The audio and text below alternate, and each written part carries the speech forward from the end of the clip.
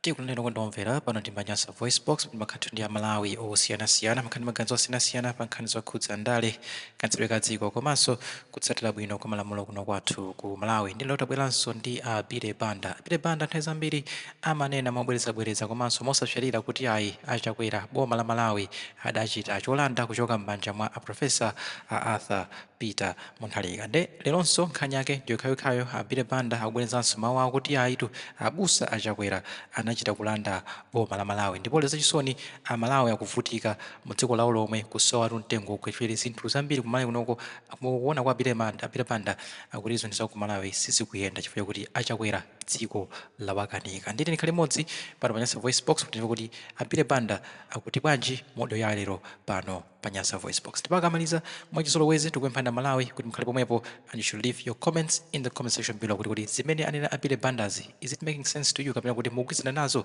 kapena inuyo simukugwirizana nazo. Tiye nikhale modzi pano pa Nyasa VoiceBox. Malawi anzanga okondedwa nzika za dziko lino la Malawi,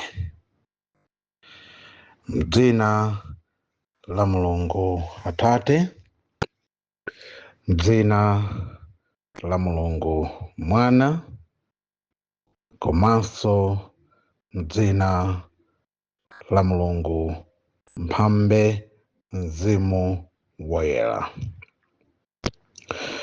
Kwa inu Yehova Atate Mulungu okonda, ukhale ulemu ndi ulemerero wa nthawi zonse. Ndipo tipereke matamando kwa inu Mulungu wa dziko, Mulungu wathu. Ndipo tiperekenso zisomo zochuluka kwa mphambe yawe. Ndipo ine ndimafuna nditsutse kothekeratu kwa mtuwagalu kunena kuti amayi ndi abambo tili mu dziko la alendo, mu dziko lomwe palibe wina anganene kuti anthu adapitadi kukatengana ugawo ndi kuponyadi mavoti, kusankhadi dindo amene iwo olo iye adamukonda. Kuti tikufuna padakali pano amene adzitiyendetsera dziko lathu ndi awo, ndipo akufuna tidzakupaita by date yakuti kapena nyengo yakuti tidzakakhale tikufika pakuti, ndipo pano tili apa.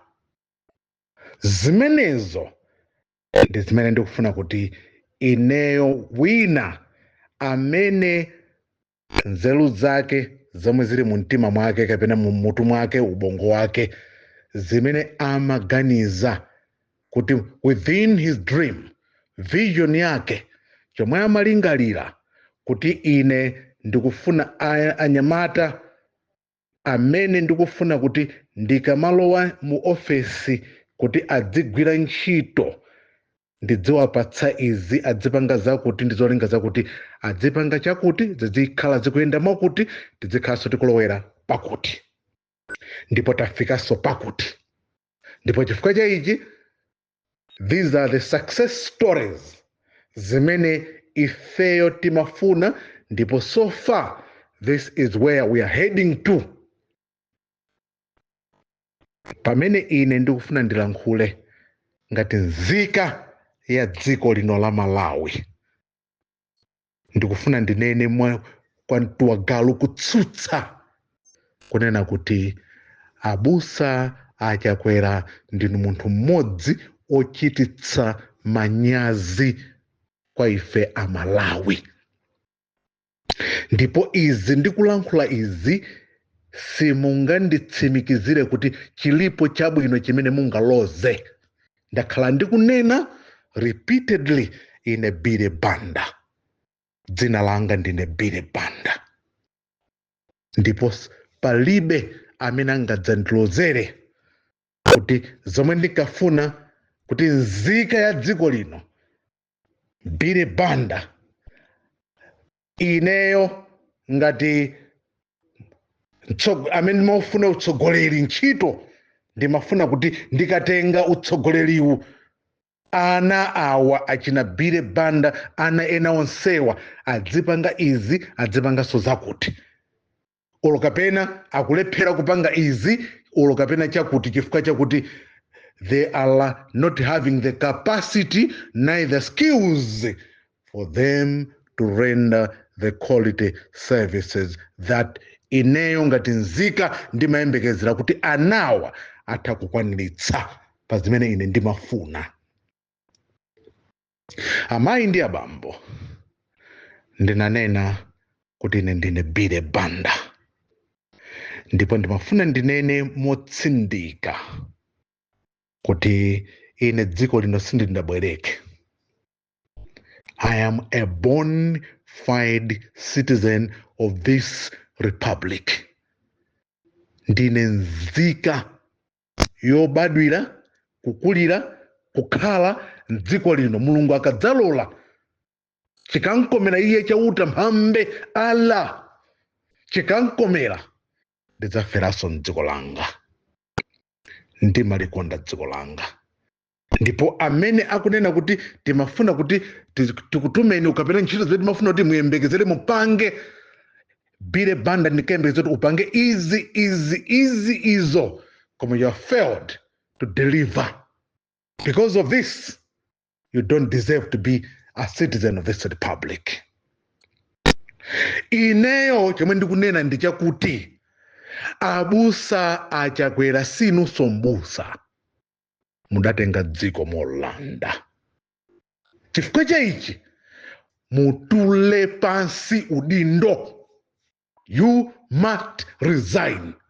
You must step down. And this is what bile banda is aggrieved. Is not a happy person.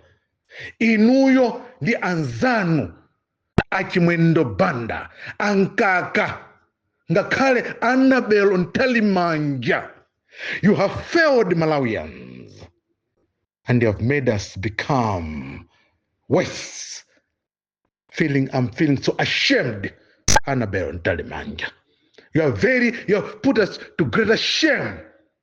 You better resign, Annabelle Ntalimanja. Equally, Chakwera, you are not eligible citizen of this republic. Donani my Annabelle Ntalimanja, the so-called leader, the so-called next chairperson. What is it that you're doing? Are you rendering credible service to Malawians? My Annabelle Ntalimanja?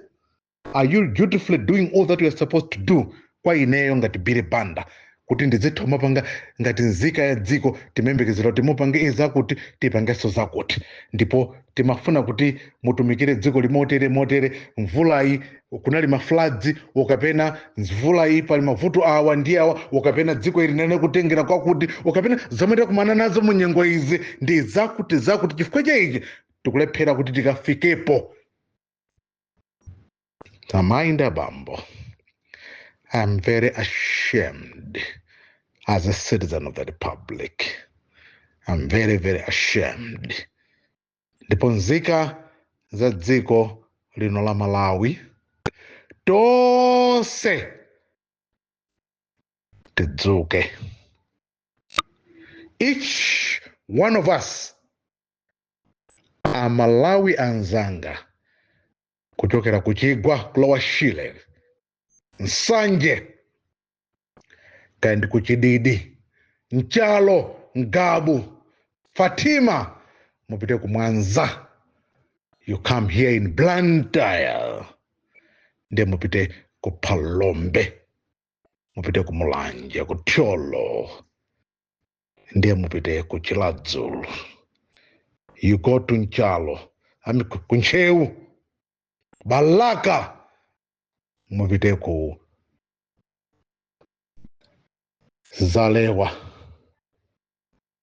ngakhalenso mupite madera aku mangochi. What about machinga? What about zomba? Nanga dedza nanga uko kulilongwe kwa Chakwera kapena madera ena akumene machokera. What about Kasungu? Nanga kunchise nanga kunchinji. Ndipo nene kuti bwanji kudowa ndichani inuyo Mulungu wakupangirani koma you have failed to deliver kapena dutifully kuti collectively tipange zomwe inu ndife timembe zoti tichite malinga ndimene inuyo Achakwera mafuna. Ndichani talephera ngati nzika za dziko mwakhala mukunena kuti inetu sindziwa kanthu kene kalikonse sindziwa kanthu bi nokha achimwendo Banda anabera ntalimanja Husband Kaka, and all you other members of your team. What is it that as a citizen we have failed? Ngati nzika za dziko kuti tichite mbali yathu inuyo ndikukanika kuti tigwirane manja. Mai anabera ntalimanja, you have embarrassed ine ngati nzika ya dziko. What is it that personally ineyo ngati nzika I have failed to do, and what is it that I'm not able and I have no capacity to undertake that responsibility ngati nzika ya dziko? You are seriously putting us to serious shame, which is why ndikunena kuti mai anabera ntalimanja, you must resign. Mai anabera ntalimanja, you must resign. Equally, the so-called pastor Chakwera, you are not a pastor. How seriously embarrassed Malawians by killing Right Honorable Saulos Klaus Chilima. That's a shame to Malawians, a serious shame to we citizens. We are aggrieved as a citizen of this republic. And because of that, ndizakhala munthu olira osweka mtima mpaka kalekale. Abusa Achakwera, Mulungu alipo kumwamba. Ndipo chimene ndikupempha kwa Mulungu ndi chifukwa chake anthu akunena kuti there was a huge celebration, world celebration mu dziko lino la Malawi. Amalawi atamva kuti inu mwasowa mwamwalira. Kaya zidachitika bwanji kaya? I don't know. Komabe pakuti chidamkomera Mulungu kuti zichitike mmene akunena kuti mwabwerera lokumbakumba kaya whatever happened, I don't care. But all I'm trying to say, you have seriously embarrassed Malawians, and you must resign and you must step down. We don't need you, Reverend Chakwera. You are an embarrassment to the citizens of this republic. We need an interim government now because you are an embarrassment to Malawians.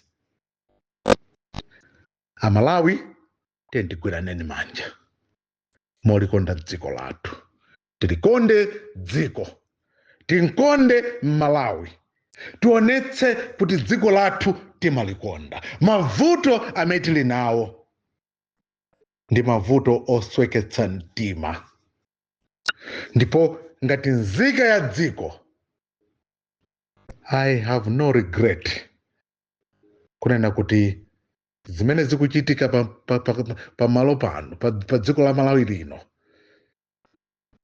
Chakwera must be arrested now. I have no regret kuti timve kuti Chakwera has been taken to jail.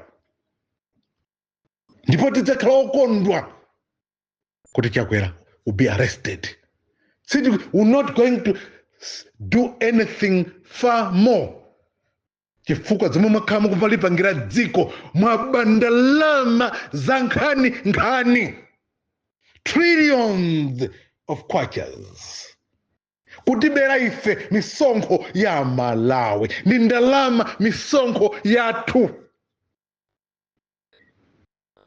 Abusa Chakwera ndinu munthu ochititsa manyazi.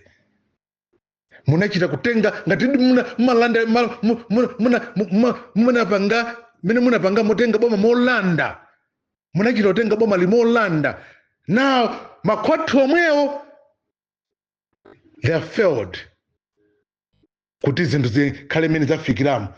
Akulephera to balance it up. The records are not clear, which is why as a citizen I will be a happy man kuti inuyo mubwezere mupite kundende musakhale mubwerere kumene munali mukagwire ntchito osatiso yokatumikira nzika koma notsopano you have to go to jail and ndende they have to go for the rightful people like you. Abusa Chakwera, you are an embarrassment to Malawians. Ndizomwe ndikunena panozi ndikulankhula maso mwanga muligwa momva chisoni kumvera anthu olira abwenzi abale ndi anasi akuchita kusowa mtengo Ogwila akuchita kusowa chochita ndipo inu mwalira kwera dziko. Abusa Chakwera, mulibe medication in hospitals. Mankhwala akusowa mzipatala. Ntchito Amalawi akusowa ntchito zoti adzigwira day in day out. Anthu akumangokhalira kulira kudandaula kudzikanda. People are failing to access basic needs. Amalawi akusowa mtengo Ogwila. Capitol Hill kuboma uko palibe chimene mungachiloze kuti dziko mungathikunena kuti tidalanda tinatenga boma limolanda kufuna kuti zinthu zizikhala molongosoka motere pamene the truth is munatenga boma molanda ndipo Amalawi they have failed and they are failing and they are not happy people. Malawi is not a happy society. As we are talking now, we have a beautiful lake, we have a beautiful road but not properly put to good use. Muloze kuti misewu imene mafuna kuti mukonze mumange mudayamba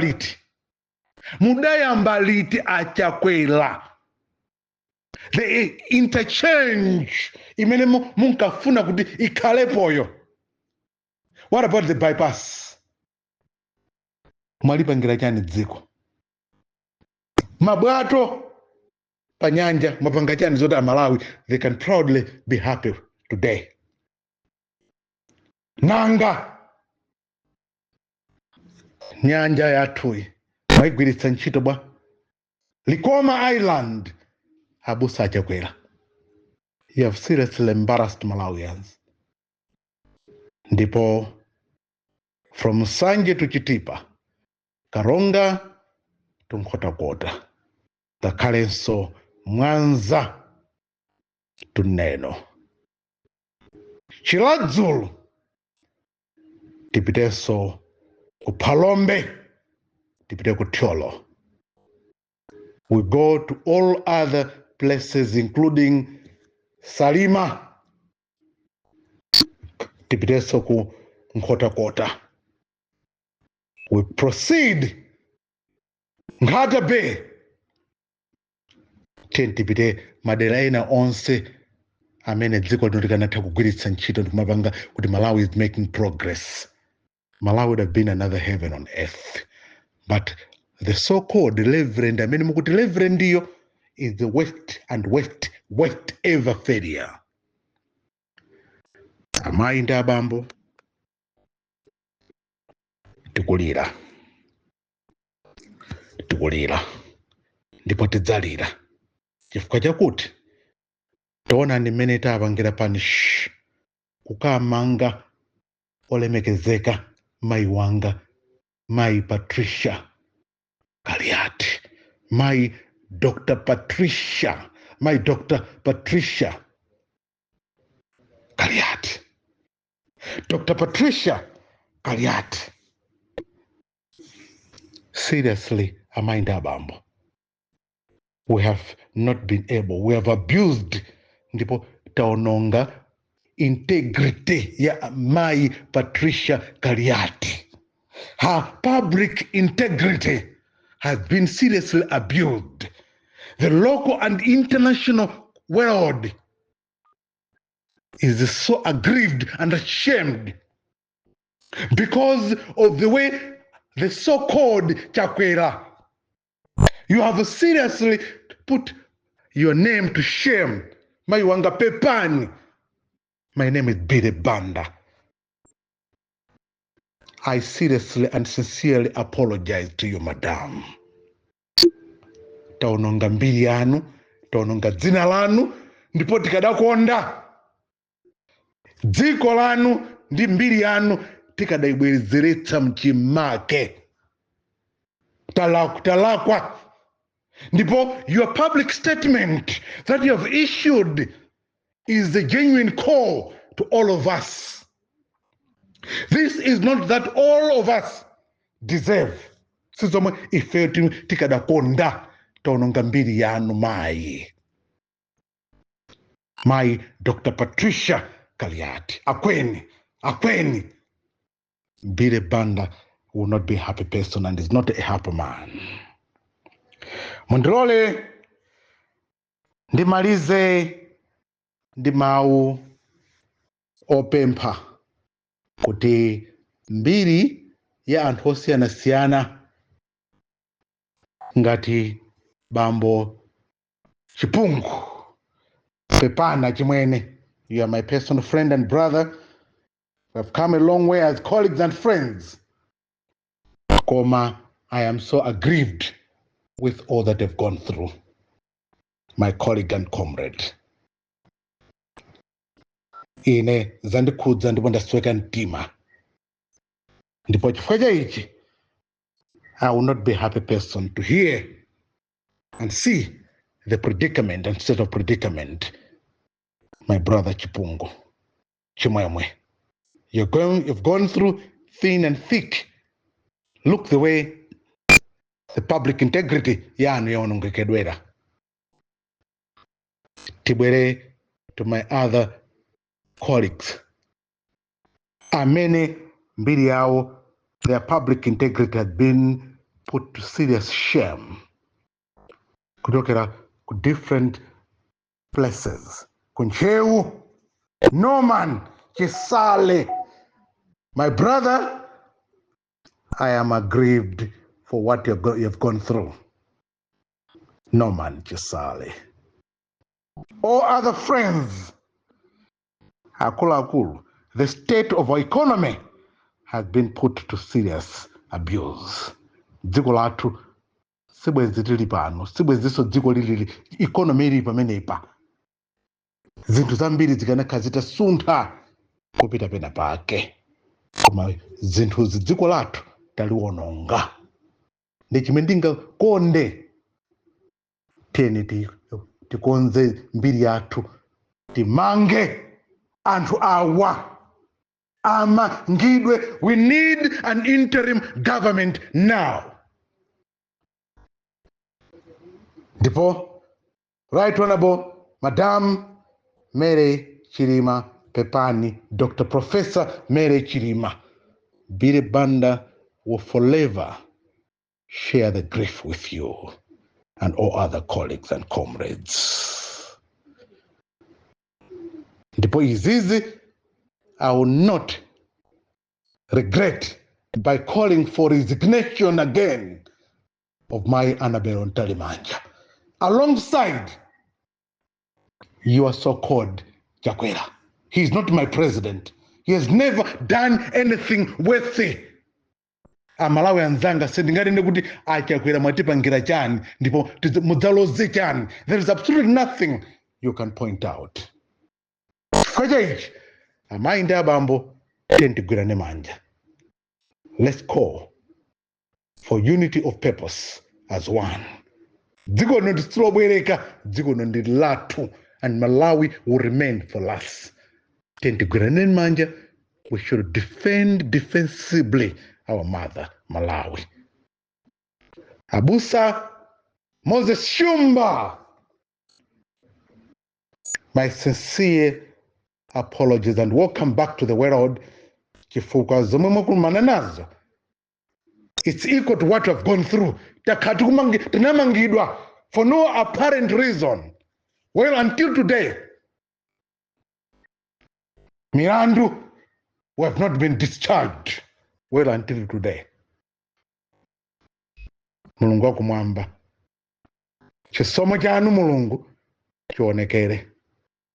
Ndipo kwa inu kwakhale ulemu ndi ulemerero. Dziko la Malawi siti kuti sina tichitiro bwino.